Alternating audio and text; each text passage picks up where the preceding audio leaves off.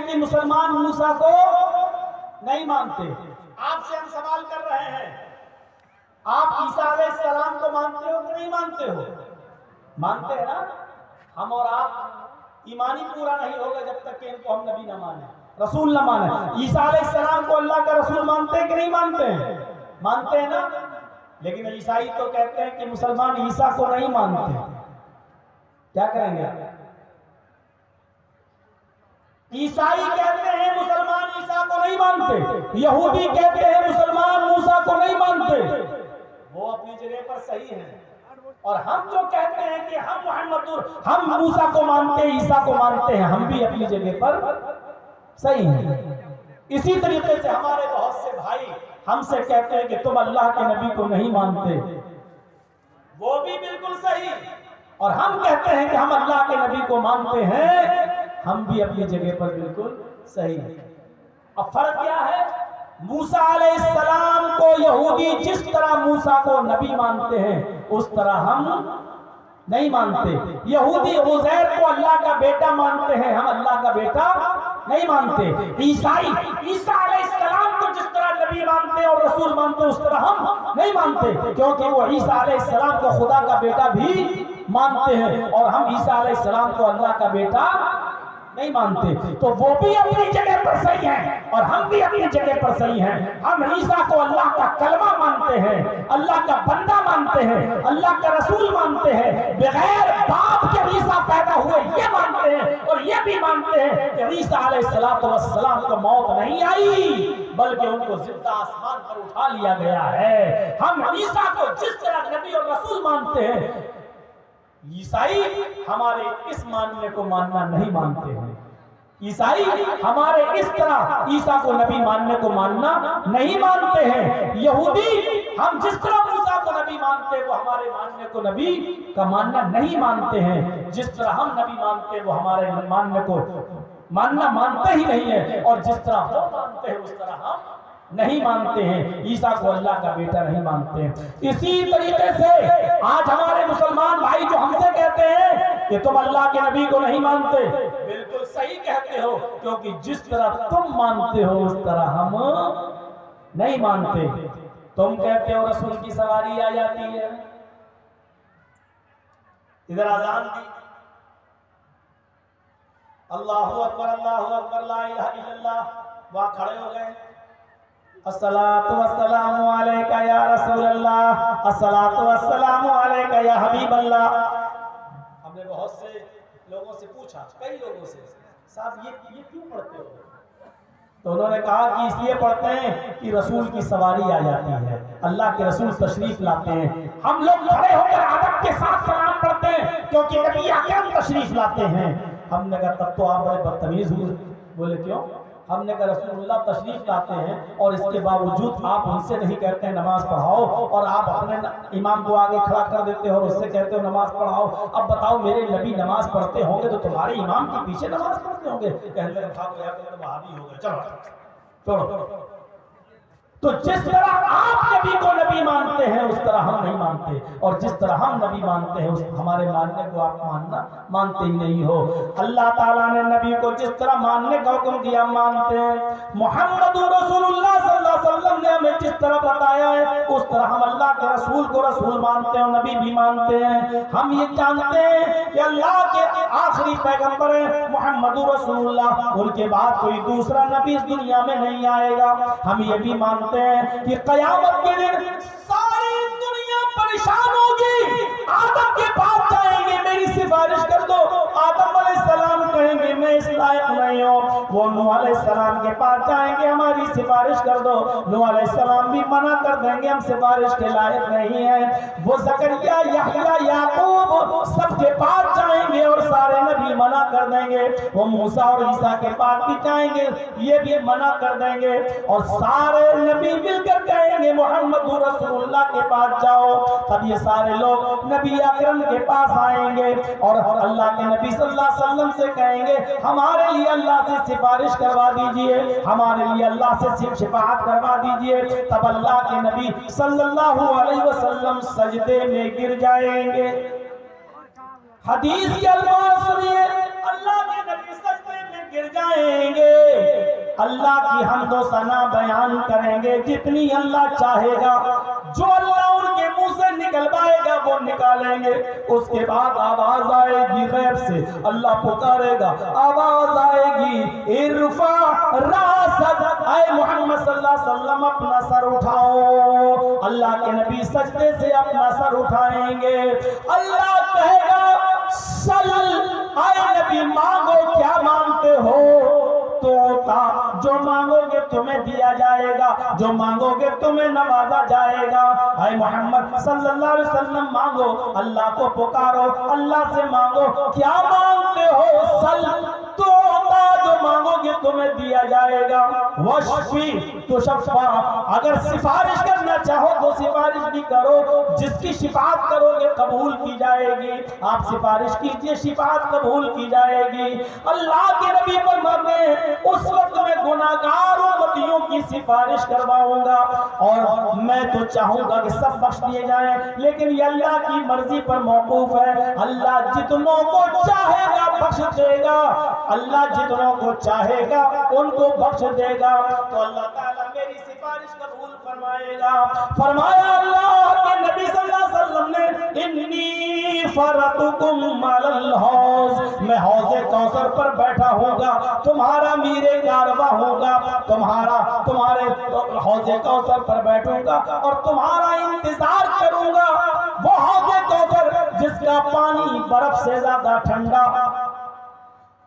बर्फ से ज्यादा ठंडा और शहद से ज्यादा मीठा और दूध से ज्यादा सफेद होगा, वो पानी होगा हौज़े कौसर। फरमाया मन शरिब लम यज़मा बादा, जो एक बार मेरे हाथ से पानी पी लेगा अर्शे महशर में, अरसे महशर में फिर उसको प्यास न लगेगी। मन शरिबा लम यज़मा अबदा, जो एक बार मेरे हाथ से पानी पी लेगा उसको 50,000 साल के उस दिन में, पूरे दिन में फिर प्यास नहीं लगेगी। लोग आते जाएंगे पानी पीते जाएंगे, लोग आते जाएंगे पानी पीते जाएंगे, लोग आते जाएंगे पानी पीते जाएंगे। मैं हर आने वाले को पानी पिलाता जाऊंगा। एक कौम आएगी, एक जमात आएगी, जब वो मेरे पास पानी पीने के लिए दौड़ कर आ रहे होंगे, तुम युहालु बैनी व बैनहुम, तो फरिश्ते मेरे और उनके दरमियान एक दीवार खड़ी कर देंगे, एक ओट लगा देंगे, उनको मेरे करीब नहीं आने देंगे। मैं उन फरिश्तों से कहूंगा आने दो, इन्नहुम उम्मती, ये तो मेरे उम्मती हैं। मैं इनको आज़ाए वुज़ू की चमक से पहचान रहा हूँ, मैं इनको वुज़ू के आज़ा की चमक से पहचान रहा हूँ। ये मेरे उम्मती हैं, इनके आज़ाए वुज़ू चमक रहे हैं, इनको आने दो, इनको मेरे हाथ से पानी पीने दो। फरिश्ते फिर कहेंगे ऐ मोहम्मद सल्लल्लाहु अलैहि वसल्लम, ये आपके हाथ से पानी नहीं पी सकते हैं, आप इनको पानी नहीं पिला सकते हैं। फरमाएंगे अल्लाह के नबी क्यों? तब फरिश्ता कहेगा इन्नका ला तदरी मा अहदथू बअदक, है अल्लाह के नबी आपको नहीं मालूम, आपके इस दुनिया से रुखसत हो जाने के बाद, आपके इस दुनिया से चले जाने के बाद, अल्लाह को प्यारे हो जाने के बाद, इन लोगों ने दीन में नई नई बिदातें ईजाद कर रखी थी, इन लोगों ने दीन में नए नए काम ईजाद कर रखे थे। आपके दुनिया से रुखसत हो जाने के बाद इन्होंने दीन में नई नई खुराफातें ईजाद कर ली थी, नई नई चीजों को दीन समझ के करने लगे थे। तो सुनकर अल्लाह के नबी को गुस्सा जाएगा, आपका चेहरा सुर्ख हो जाएगा, आपकी आंखों में खून दौड़ जाएगा। ये लोग मेरे दीन को बदलने वाले हैं, कहा जाएगा हाँ। अब अल्लाह के नबी फरमाएंगे सोहकन सोहकन लिमन गय्यर दीनी, दूर कर दो इनको, दूर कर दो इनको मेरी आंखों के सामने से, इसलिए कि इन्होंने मेरे दीन को बदल दिया था, मेरे दीन को इन्होंने चेंज कर दिया था। ये मेरे हाथ से पानी नहीं पिएंगे, इनको दूर कर दो मेरी आंखों के सामने। ये कोई मामूली चीज है? जब चाहो दीन का नाम लेकर कोई काम करने लगो और कह दो कि दीन है। मेरे भाइयों, दीन वही माना जाएगा जो जनाब मोहम्मद रसूलुल्लाह ने दिया है। दीन न तुम्हारे बाप का चलेगा, न मेरे बाप का चलेगा। दीन चलेगा तो फातिमा के बाप का चलेगा, दीन चलेगा तो हसन हुसैन के नाना का चलेगा। हमारे और आपके जरिए दीन जो ईजाद हुआ है, जो चल रहा है, दुनिया भर की खुराफातें उस दीन के अंदर हमने दाखिल कर दी हैं, वो दीन नहीं चलेगा। मेरे भाइयों, अल्लाह के नबी खाना बिस्मिल्लाह कहकर खाते थे, वही चलेगा। बिस्मिल्लाह व अला बरकतिल्लाह कहकर खाते थे, वही चलेगा। अब पूरा कुरान पढ़ के खाना चाहो तो नहीं खा सकते, ये दीन नहीं है। अब उसको नाम फातिहा दे दो, कुल दे दो, कुछ और दे दो, ये सब तुम्हारी खुराफातें हैं, दीन का इससे कोई ताल्लुक नहीं है। मेरे भाइयों, इन तमाम चीजों को छोड़ देना चाहिए और इन बिदअतों से हमें परहेज करना चाहिए, वरना कयामत के दिन हमें नबी अकरम सल्लल्लाहु अलैहि वसल्लम के हाथों से पानी भी पीने को नहीं मिलेगा। हमारी माँ बहनों को भी चाहिए कि शरीयत पर अमल करें, शरीयत पर अमल करें, मोहम्मद रसूलुल्लाह से मोहब्बत करें, वरना अल्लाह के नबी सल्लल्लाहु अलैहि वसल्लम ने यह भी फरमाया कि जब मुझे मेराज हुई और मुझे जहन्नम दिखाई दी, जब मैंने जहन्नम में देखा तो मुझे जहन्नम में औरतों को सबसे ज्यादा जलते हुए देखा। मेरी बहनों, औरतें जहन्नम में सबसे ज्यादा जलती हुई क्यों न दिखें? तू तड़ाक करने वाली औरत, शौहर की नाफरमानी करने वाली औरत, मेकअप करने वाली और मेकअप को भी बनाओ सिंगार को भी गैर मर्दों के जिक्र करने वाली औरत। मेरे भाइयों, फरमाया सहाबा ने, अल्लाह, सहाबियात ने पूछा, औरतों ने पूछा, कुलना व बिमा या रसूलल्लाह, अल्लाह के नबी औरतें जहन्नम में सबसे ज्यादा क्यों जलती हुई दिखाई दी? औरतें क्यों गई? तो फरमाया तुम लानो तान ज्यादा करती हो और अपने शौहरों की नाफरमानी, अपने पति की नाफरमानी ज्यादा करती हो। आजकल, कल भी मैंने एक तकरीर में कहा था और आज भी बता दूं मेरे भाइयों, अगर हमारी बहनें जान जाएं ये लिपस्टिक किन चीजों से बनती है, अगर लिपस्टिक को बनता हुआ देख ले तो कभी जिंदगी के अंदर लगाना गवारा नहीं है। ये लिपस्टिक इतनी गंदी गंदी चीजों से मिलकर बनती है और इस लिपस्टिक की हिफाजत के लिए कि कुछ दिन तक ये खराब ना हो, इसमें अल्कोहल डाला जाता है। अल्कोहल, बगैर अल्कोहल के लिपस्टिक टिकी नहीं सकती है। और आप देख लीजिए, किसी औरत की पुरानी लिपस्टिक को उठाइए, 2.5-3 साल पहले उन्होंने लिपस्टिक खरीदी हो, उस पुरानी लिपस्टिक का ढक्कन खोलकर आप उसको सूंघिए तो उसकी बदबू आप सूंघ नहीं पाएंगे। इस लिपस्टिक में तेजाब भी मिलाया जाता है, इसमें अल्कोहल भी मिलाया जाता है और फिर मुंह पर यहां लगाते वक्त ये जम जाए, बहने ना पाए, इसलिए ऐसी चर्बी की आमेजिश इसमें की जाती है जो होठों पर लगाते जम जाए, इंसानी बॉडी पर वो पिघल ना सके। साइंटिस्ट ने सब कुछ करके देख लिया, भैंस की चर्बी इंसान के जिस्म पे रखी पिघल गई, गाय की चर्बी रखी पिघल गई, घोड़े की चर्बी रखी पिघल गई, हिरण की चर्बी रखी पिघल गई, ऊंट की चर्बी रखी पिघल गई। सिर्फ एक चर्बी ऐसी है जो इंसान की बॉडी पर रखी और नहीं पिघली, और वो चर्बी है सूअर की। और वो सूअर की चर्बी लिपस्टिक में मिलाई जाती है। मैं खिंजीर नहीं बोल रहा हूं, हो सकता है बहुत से लोग ना समझें। मैं पिग भी नहीं बोल रहा हूं कि हो सकता है ना समझे, मैं सूअर बोल रहा हूं डायरेक्ट। और देखो कैसे लगाती है, लगाती जाएंगे और देखती जाएंगे कि फैल तो नहीं रहती, चाटती भी जाती है। इन यहूदियों ने अपनी साजिशों में कामयाब हो गए हैं और इन्होंने हम मुसलमानों के घरों में भी लिपस्टिक पहुंचा दी। और वो हिंदू घराने जो बहुत बड़े शाकाहारी बनते हैं, मीट को देख के राम राम राम कर देते हैं, कोई भी राम राम राम राम, उनकी औरतें भी सूअर की चर्बी चाट रही हैं। सूअर की चर्बी है जो टिकी रहे, जो जम जाए, जो पिघले नहीं। कैसे गवारा, मेरी बहनों तो कैसे गवारा कर लेती हो वो लिपस्टिक लगाकर जिसमें सूअर की चर्बी मिली हुई हो, और फिर उन्हीं होठों से तुम कुरान की तिलावत करो, उन्हीं होठों से तुम सुभान अल्लाह और अल्हम्दुलिल्लाह पढ़ो, अल्लाहू अकबर पढ़ो। कैसे तुम्हारे ज़मीर ये गवारा कर लेते हैं? शौहरों को खुश करने के लिए, अपने पति को खुश करने के लिए भी लिपस्टिक न लगाओ, क्योंकि इसमें हराम चीज मिली हुई है। सूअर की चर्बी को अगर थोड़ी देर के लिए मान भी लोगे नहीं तो कम से कम अल्कोहल तो मिला ही है, और अल्कोहल भी हराम है। मेरे भाइयों, जब तुम परफ्यूम अपने कपड़े पे नहीं डालते हो क्योंकि उसमें अल्कोहल होता है, जब ये मानते हो कि इसको डालकर नमाज नहीं होती है, तो मेरे भाइयों फिर अल्कोहल डली हुई लिपस्टिक लगाकर मेरी बहनों तुम नमाज कैसे पढ़ सकती हो?